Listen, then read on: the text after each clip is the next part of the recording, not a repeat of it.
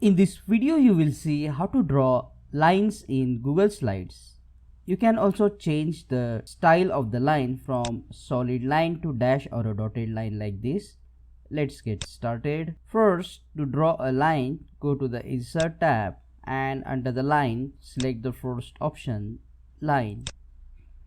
Now press Shift on your keyboard and draw a line. If you don't press Shift, it will be difficult to draw a straight line. By default, this line is a very thin line, so we will increase its thickness by clicking on the line width option and selecting the appropriate thickness. Now we can also change the color of this line by clicking on the pencil icon and selecting the color. We can also make this line dotted or a dash line using the line style options. You can rotate the line by dragging through its ends like this. You can choose any end of the line and you can move the line freely inside the Google Slide. Now check out these useful videos shown on screen related to Google Slides. Comment below and let me know if this video solved your problem. Subscribe and press the bell icon to learn more tips and tricks quickly like this. Thank you.